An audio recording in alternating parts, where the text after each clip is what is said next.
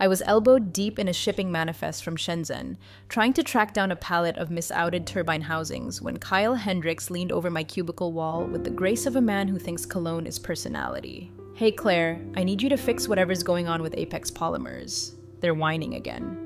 Whining? That's what he called a full stop on a $1.2 million supply contract. I nodded like always, scribbled it down, and quietly rerouted the shipment using 3 favors, 1 bribe fine, expedited customs fee, and a 6-minute phone call in broken Mandarin. Problem solved. Kyle would later tell the board it was his pressure tactics that got things moving. That was my life. A human band-aid for corporate paper cuts. The quiet fixer. No spotlight, no fanfare, just fluorescent lights, tepid coffee, and a LinkedIn page that hadn't been updated since Bush was in office. Vendors knew my name. The forklift drivers in Memphis sent me Christmas cards.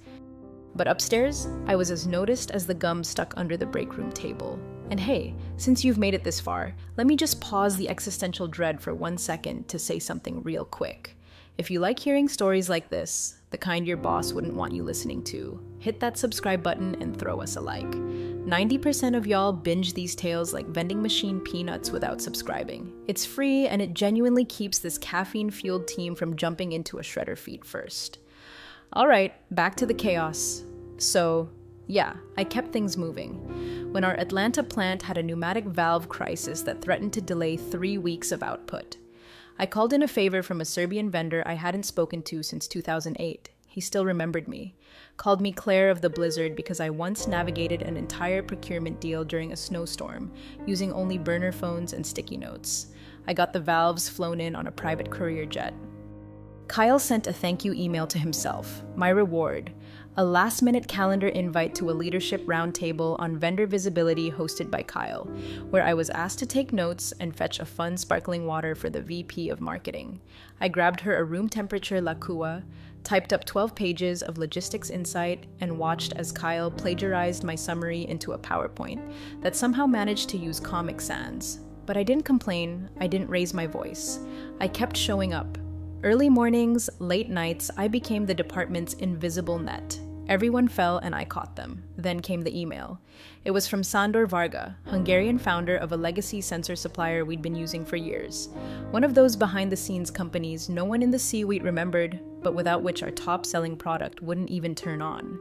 He was cordial, but blunt. Their factory was shifting production priorities. If we wanted to stay on the buyer list, we needed a rep at the annual Eastern European Vendor Summit in person in Bayaskaba. I forwarded the message to Kyle with a simple request. Approval for $2,000 travel expense. I laid out the urgency. I warned that this was our last shot to lock down supply for a component that powered over 40% of our revenue. I didn't even add PEEM. He called me into his office and laughed. $2,000 for what? A sightseeing trip in some ghouls? We're not paying for your little vacation, Claire. I didn't respond, just smiled.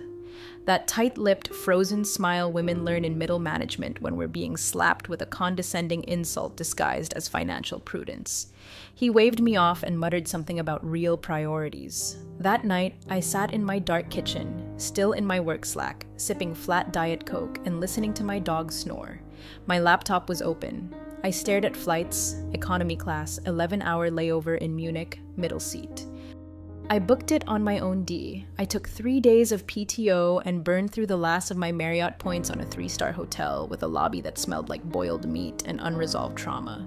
Before I left, I pulled an old folder from my filing cabinet when I hadn't touched in years. It had photos of a rollout I led back in 2012 when Varga's daughter had flown to the States for an on-site audit and her interpreter bailed. I stepped in, helped her navigate a system crash, medical scare, and a 12-hour flight delay. We stayed in touch. Christmas cards, the occasional happy birthday email. I didn't know it yet, but that forgotten kindness buried under a decade of ignored emails and forgotten thank yous was about to become my golden ticket. The morning after I booked my self-funded flight to Besk Saba, the office felt heavier, like the walls knew what I was about to do and were holding their breath. I moved like a ghost through the cubicles, dodging awkward small talk and microwave bacon fumes, all while mentally triple-checking my pitch. See, the thing about legacy components is they're not sexy. They don't make flashy investor decks or headline product launches. But without them, your best-selling product becomes an overpriced paperweight. Ours was a thermal regulation unit. Don't bother Googling it unless you love insomnia. What mattered was that it brought in over 100 million annually and was powered by one very specific sensor array made in one very specific Eastern European factory. That sensor wasn't manufactured anywhere else, at least not yet. And that's what woke me up in a cold sweat the night before. The new vendor list Varga had quietly slipped into his email. It showed active discussions with a Chinese conglomerate and a German startup that had more venture capital than common sense. Both were circling hard. Varga was getting courted like the last girl in a Baptist youth group dance, and we didn't even RSVP, so I did what any logistics manager with a death wish and a broken printer does. I put together a one-pager proposal in 11-point Arial with actual bullets, not those stupid pastel smart art shapes Kyle loved, outlining why this vendor summit wasn't a vacation. It was a goddamn firewall, a last stand, a $2,000 insurance policy against the total collapse of our golden goose. I even added a chart. Kyle likes charts, especially ones with arrows. When I slid the proposal across his desk, he didn't even look up from whatever Slack thread he was pretending to read. You want what? Approval for travel to the summit. It's a chance to lock down a supply agreement. Varga is... He held up a hand. The universal sign for I've stopped listening, but I still want to feel superior. We're not paying for your little $2,000 vacation, Claire. It wasn't the words, it was the tone. Like I was some middle-aged groupie trying to sneak into Coachella with a counterfeit wristband. Like I was wasting company money when he just expensed $500 for a team-building escape room where 3 interns got locked in a broom closet for an hour because no one knew the capital of Latvia. I opened my mouth, then closed it. What was the point?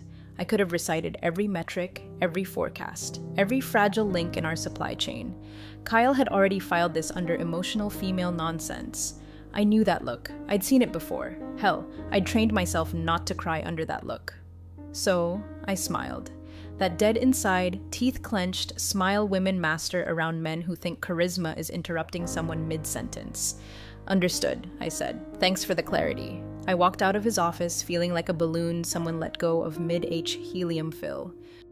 But under that something simmered, not anger, not even betrayal, just precision, like I'd finally stopped waiting for approval from a system built to ignore me. Back at my desk, I emailed HR to confirm my PTO request. They replied with the usual automated form. I submitted it, attached a fake conference itinerary I mocked up in Canva, and made a note to bring back an airport souvenir so no one asked questions, something with paprika or a communist cartoon dog. And I ordered new business cards. Just 100. Matte finish, burgundy font. Name, Claire Donovan. Title, Independent Vendor Relations Consultant Company. Donovan Nexus Logistics, LLC. I figured if I was going to be invisible to my own company, I might as well be visible to theirs. By noon, I had booked my hotel. By 2:00 p.m., I'd made a quiet call to Petra, the founder's daughter. I hadn't spoken to her in 6 years. She picked up on the first ring. Claire. Petra, I got your father's email. I'd like to come to the summit. Silence, then a low chuckle. You always show up when it matters. I smiled for real that time. Not the workplace version. The real one I always try. My PTO was approved with all the enthusiasm of a software update nobody asked for. No questions, no follow-ups, just a bland email from HR confirming the dates. I doubt Kyle even noticed or cared. 3 days later, I was wedged into a seat in row 32 of a budget airline that smelled like wet carpet and bad decisions. Knees jammed against the tray table, listening to a Slovakian baby scream like he knew I was flying toward a professional Hail Mary. The itinerary Charlotte to Munich, then a connection to Debrecen, followed by a 2-hour bus ride to Biskaba, a place that sounds like a sneeze and looks like a postcard from 1987 that got lost in the mail. I landed jet-lagged, half-deaf from the engine hum and smelling like airplane nuts and existential dread. The hotel lobby had yellowed wallpaper, a rotary phone at the desk, and a vending machine selling off-brand cigarettes and shampoo. But it didn't matter because the moment I checked in, there was a note waiting for me at the desk written in blocky, deliberate handwriting. Dinner on the terrace. 8 p.m. SV Sandor Varga, man who ran his factory like a monastery and whose handshake was worth more than most NDAs. I hadn't seen him in person since the rollout in 2012. Back then, we were piloting a joint systems integration in Raleigh. His daughter Petra was shadowing the process as part of some next-gen leadership program. She was barely 22, fresh off a plane, wide-eyed, and wearing heels that didn't stand a chance against the greasy factory floor. Entire rollout was a disaster. Our local IT team ghosted halfway through day one.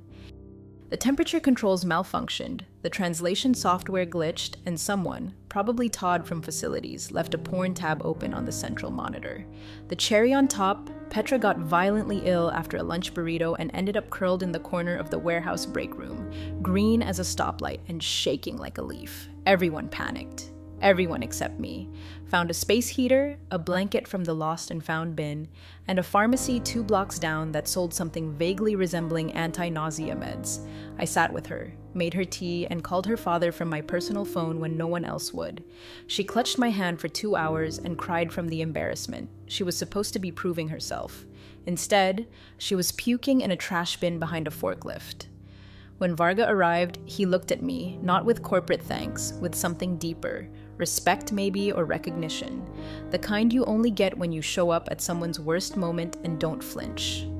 Back in the present, the terrace dinner was quiet, just the two of us. No aides, no translators, just grilled pork, warm palinka, and the sound of old clock towers chiming in the background. "You came," he said simply, eyes wrinkling with a faint smile. "No one else was going to," I replied. He poured the palinka. "We didn't toast, just drank. They want me to move production," he said after a long silence.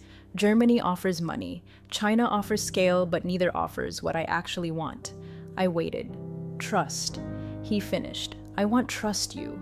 You helped my daughter when she was not useful to you. You acted with care when no one was watching. You remember people, not just numbers."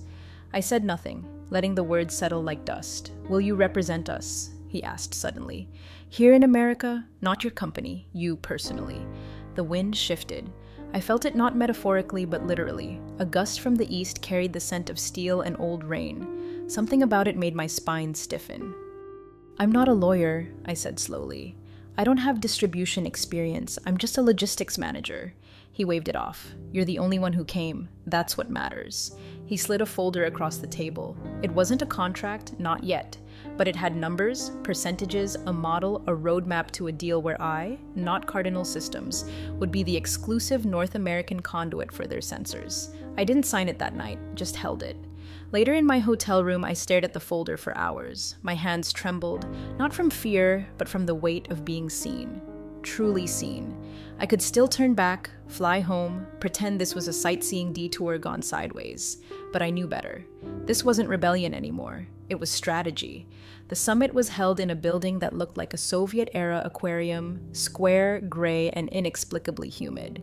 The main conference room had plastic chairs, an analog projector, and one sad ficus leaning like it knew its days were numbered.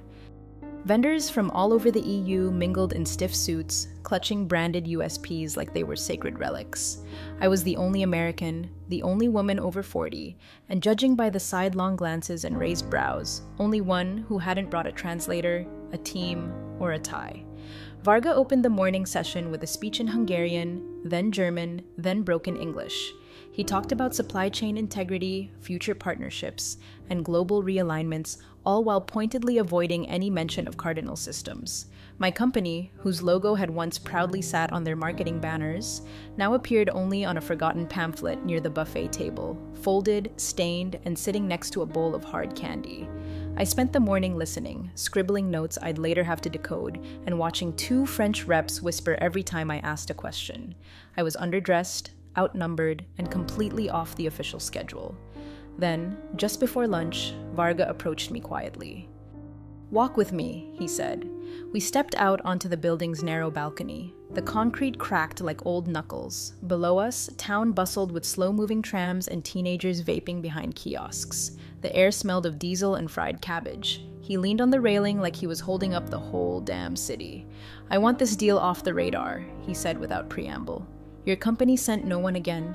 They said the trip wasn't necessary." I said, the words tasting bitter in my mouth. He chuckled once, dry, humorless. I sent them 4 emails, 2 calls. I got silence. I stayed quiet. Was no defense worth offering. I'm old, he said. Too old to be disrespected by shiny men in clean suits who think logistics means shouting louder. I built my factory during blackouts. I soldered boards by candlelight, and still they act like I'm disposable. His voice dropped low, but you showed up, and you've always shown up. I looked away, staring out at the peeling paint on a distant billboard. I'm not a distributor, I said. Don't have the infrastructure. I don't. You'll build it, he said. The wind kicked up. A loose paper napkin danced across the tiles and vanished over the edge. Why me? I finally asked. Why trust me with this? He turned to me sharp as flint. Because I don't trust them. I trust you. You understand loyalty. You understand people. And that's what this censor needs. Not more contracts, not more noise, just someone who gives a damn. He reached into his coat pocket and pulled out a single-page document. It was written in English and Hungarian with his personal letterhead stamped at the bottom. It wasn't a binding agreement, not yet, but it laid out the framework, the intention that if we moved forward, I, Claire Donovan, would serve as the sole distributor of his proprietary sensor array in the US market. He offered no pen. Instead, he held out his hand, a handshake. I stared at it. I pulled deafening. This wasn't how things were done in boardrooms. There were supposed to be witnesses, legal reviews, slide decks, got him pie charts, but his hand stayed outstretched. And I saw the same thing I saw back in 2012 when he knelt beside his sick daughter, looked me in the eye and said, "Thank you," like it cost him something. Terrified resolve is a strange emotion. It doesn't scream, it doesn't cry, it just acts. I took his hand. He gripped mine like iron and nodded once. The deal was made. Afterward, I stepped into the bathroom and locked the door. My hands were shaking. My reflection looked alien. Tired eyes, smeared eyeliner, and a smile I couldn't quite contain. I was no longer just Claire the fixer. I was Claire the disruptor, and back in North Carolina, Kyle had no idea his invisible little logistics manager had just brokered the deal that would change everything. By the time I landed back in Charlotte, I was running on 4 hours of plain sleep and the strange electric calm that only follows irreversible decisions. I didn't go back to the office right away. I didn't even check my work email. Instead, I sat in my kitchen in sweats, hair tied up, my dog snoring against my thigh, and I opened the Secretary of State's website. It took 50 minutes to update my LLC documentation, another 5 to add authorized distributor under business activities. I paid the $99 processing fee like I was ordering takeout. Then I shut my laptop, stared at the wall, and just sat there. It felt like watching someone else's movie. 2 days later, I returned to work, silent and invisible as ever. No one asked where I'd been. No one noticed the jet lag buried under my concealer or the fact that I was wearing flats because my ankles were still swollen from 22 hours in coach. The office rolled on like a wheel that didn't know it was missing spokes. Kyle was already ramping up for the quarterly board meeting, what he lovingly referred to as his showtime. He'd commissioned a new slide deck from the marketing interns with flashy gradient backgrounds and swooping animations that made your eyes hurt. There was even a video reel with peppy music and a voiceover guy who sounded like he sold life insurance between rodeos. In one of the team huddles, he clicked through the slides and landed on one labeled Global Supply Chain Legacy Vendor Confidence. I nearly choked on my gas station coffee. Now this, he said, puffing his chest out like a cartoon rooster, is where we really shine. Varga and his team are locked in for another 2 years. You've built a foundation of trust, long-term vendor stability, folks. That's the name of the game. I stared at the slide. It had a bar graph. The bar labeled 2025 was shooting up like we just acquired a patent on eternal youth. My name, nowhere. My report gutted and rewarded to sound like Kyle had personally massaged the vendor into compliance using only grit and charm. It was surreal, like reading your own eulogy.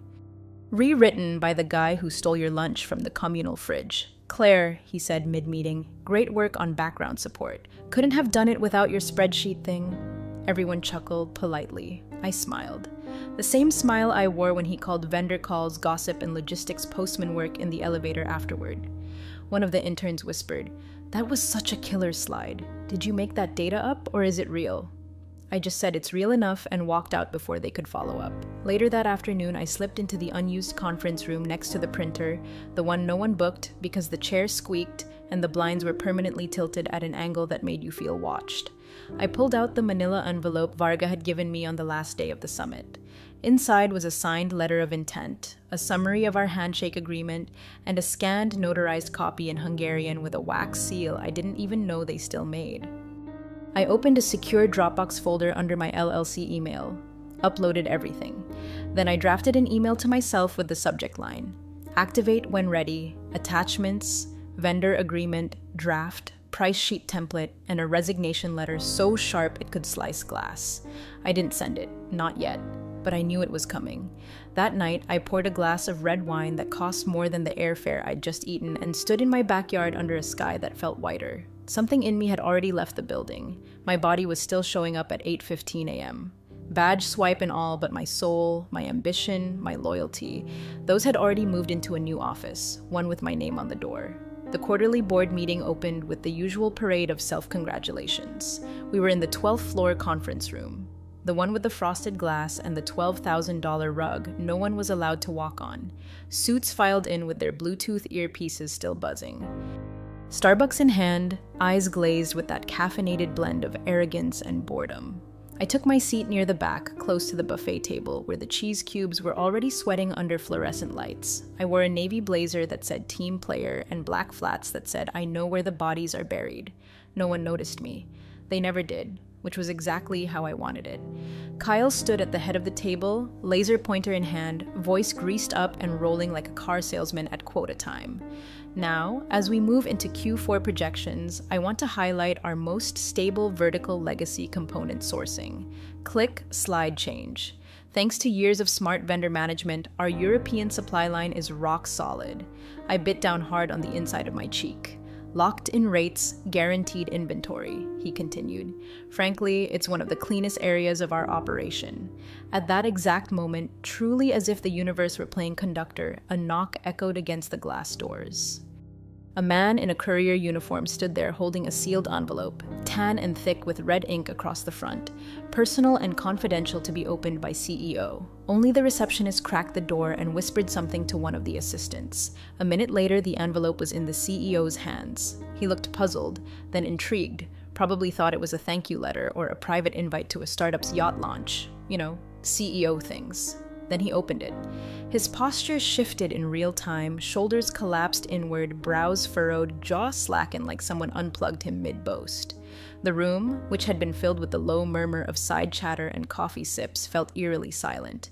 He read the letter once, then again. Finally, without a word, he slid it across the table to the general counsel, a man who normally looked like he did crosswords during HR briefings. The lawyer took the page, adjusted his glasses, and began to read.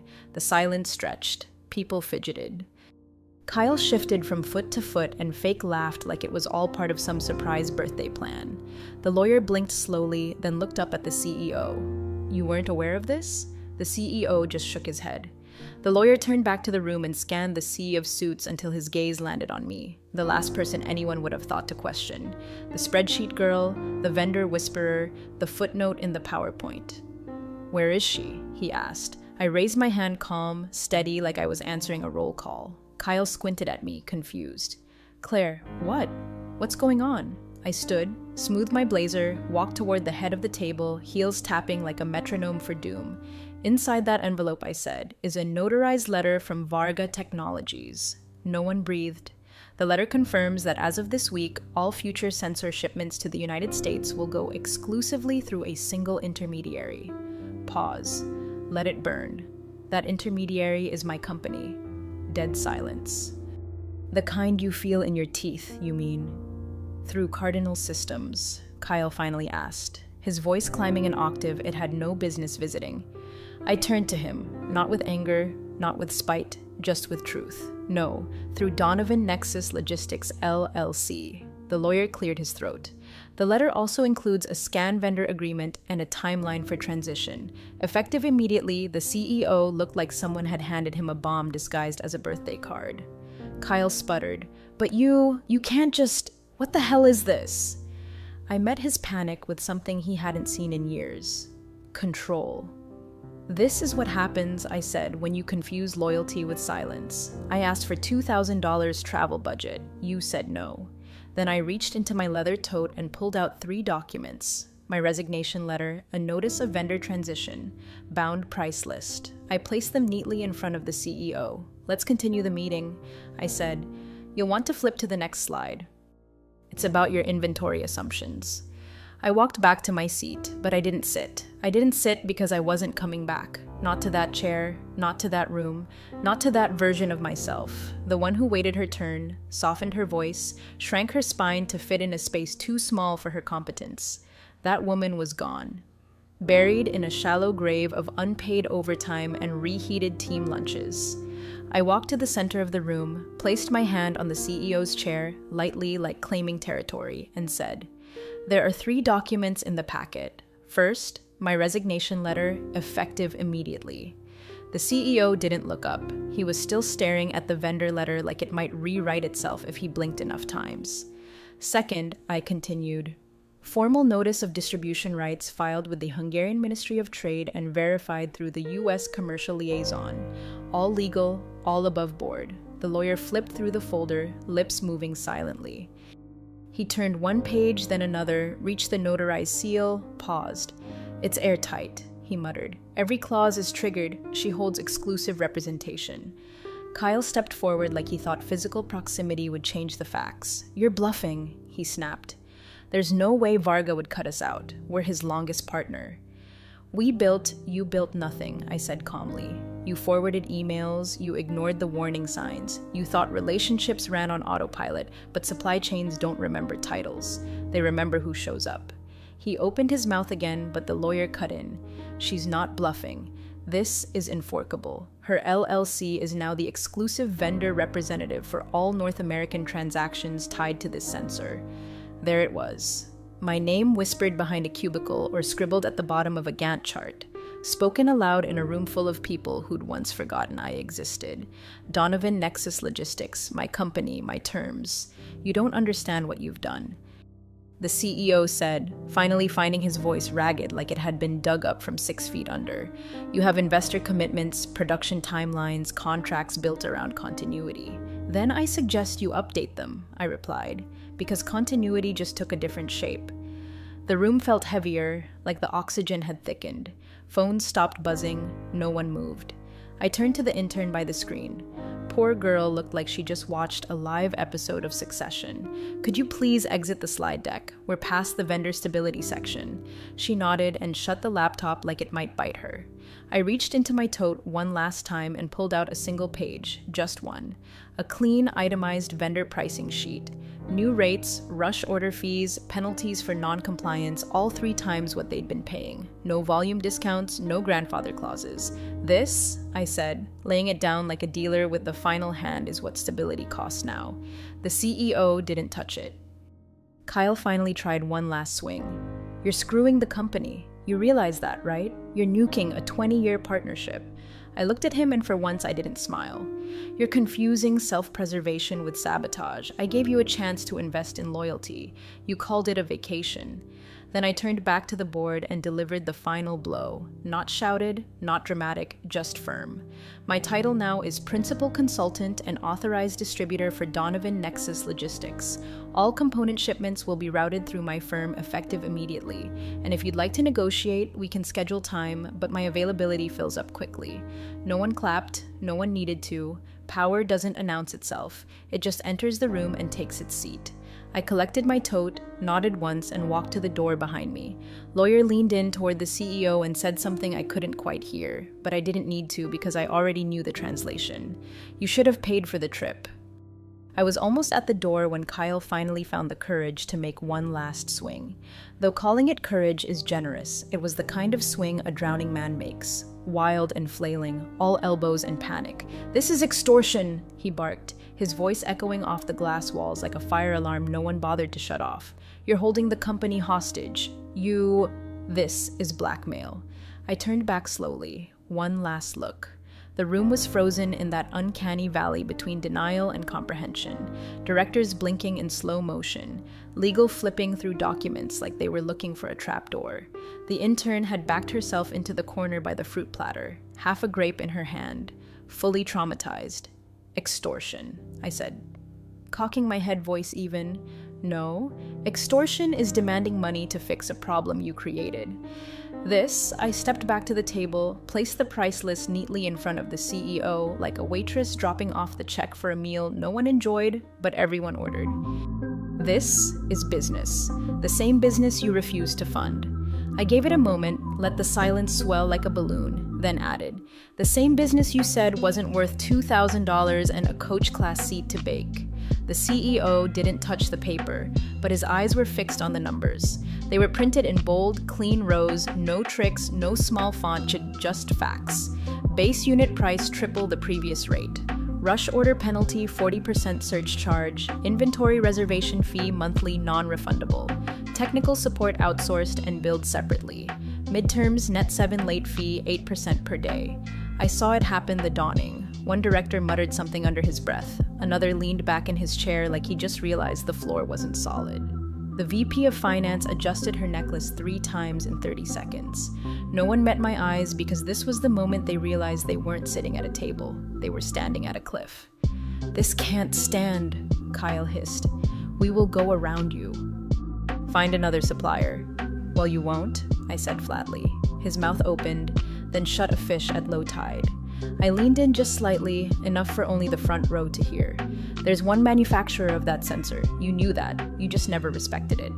Now every order comes through Donovan Nexus. That's the new supply chain. You can either climb aboard or bleed out while the production lines dry up. The lawyer cleared his throat. Loud, uncomfortable. She's not bluffing, he said, voice grim. I checked the document trail. I cross-referenced her LLC registration with the Hungarian Trade Registry and the vendor's international licensing. It's valid. She's the only conduit. The CEO's lips were pale, the kind of pale that says, I've made a mistake so massive it might echo through every quarterly report until I die. Still, he tried to keep face. What's your angle? He asked. You want revenge, a payout, a promotion somewhere else? I looked at him unblinking. I want you to feel it. Every missed call, every ignored memo, every time you called my work background noise while quoting my results to the board, I want this company to feel what it's like to rely on someone it doesn't see until it's too late. The room exhaled all at once, like everyone had been holding their breath since the courier walked in. Kyle sat down, not like he was defeated, more like he'd been unplugged. Spine slack, ego leaking out through the soles of his Italian shoes. And then, just to make sure the wound stayed open, I added, you called it a vacation. This is the souvenir. No one laughed, not even the intern, because in that moment, they all understood the same singular thing. Arrogance isn't bulletproof, it just hasn't met the invoice yet. The room had the stillness of a courtroom mid-veer, no shuffling, no coffee slurps, not even the nervous tap of pen. Just 20 Ohm executives staring at a single sheet of paper sitting between the CEO's hands like it might bite him. The amended order form. It listed the minimum volume commitment, new shipping schedule, and my new pricing structure in stark clinical black and white. No fluff, no loopholes, just numbers, cold and uncompromising like winter steel. A mirror held up to a boardroom that had spent too many years congratulating itself for breathing. The CEO stared at it for what felt like an hour. His right hand hovered above the signature line. The kind of hesitation you only see when a man realizes his empire has a landlord now. Then he picked up the pen. It trembled slightly. Enough to notice, not enough to excuse. One stroke at a time, he signed his name. I watched as the ink dried in real time, sealing a new era with all the grace of a funeral. He didn't look up, didn't speak. I didn't gloat. I didn't need to. I collected the sign form, folded it once, and slid it into the leather portfolio I'd bought 15 years ago at a clearance sale. Back when I still thought climbing the ladder meant something if you smiled enough and said, "Thank you," even when you were bleeding. Then I turned toward the door. Kyle sat hunched in his chair, face pale, jaw tight. His tie had loosened. His reputation was unraveling like a cheap cardigan caught in a snowblower. I walked past him without a glance. No eye contact, no last word, not even a smirk. He wasn't worth the punctuation. I reached the door, opened it slowly, let the sunlight pour in like judgment. For 1 second, just one, I paused half in, half out. My heels on their carpet, my name in their mouths, my deal in their hands. Then I said it soft, clear, final. You thought the trip was too expensive. Now you get to find out what cheap really costs, and I walked out. Not fast, not triumphant, just steady.